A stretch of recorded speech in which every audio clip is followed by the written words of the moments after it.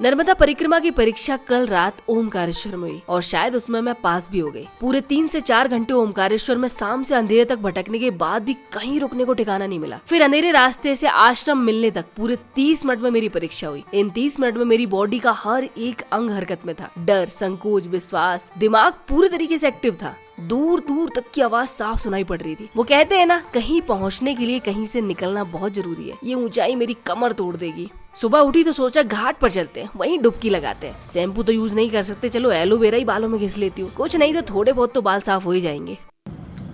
तो अगर हम लोग ऑयल या शैम्पू यूज नहीं कर सकते ना, तो एलोवेरा बेस्ट है। उसे लगाओ ना तो स्कैल्प की जो गंदगी वो भी निकल जाती है और बालों को भी नरिश कर देता है। उसको देखो कैसे घिस रहा है।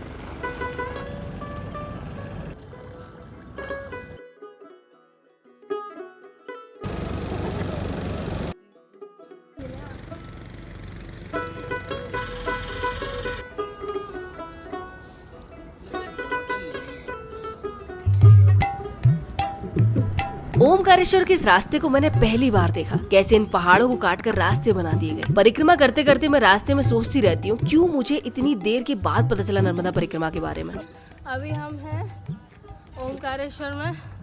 हो रही आदिगुरु शंकराचार्य की स्टेचू, जो कुछ साल पहले अभी बनी है, जिसके इनॉग्रेशन में हम आए भी थे कुछ दिन बाद। जस्ट एक सेकेंड, मैं अभी घाट चढ़ के आ रही हूँ। ओमकारेश्वर परिक्रमा मार्ग 2 रास्ते हैं। एक तो पगडंडी के थ्रू आप जा सकते हैं, एक बाय रोड। और बाय रोड जो है वो घाट चढ़ना है रोड पे पहुंचने के लिए। और हम पूरा घाट चढ़ गए, इसीलिए यहाँ से आदिगुरु शंकराचार्य का स्टेचू दिख रहा है। कितना ऊपर घाट चढ़ के आए होंगे।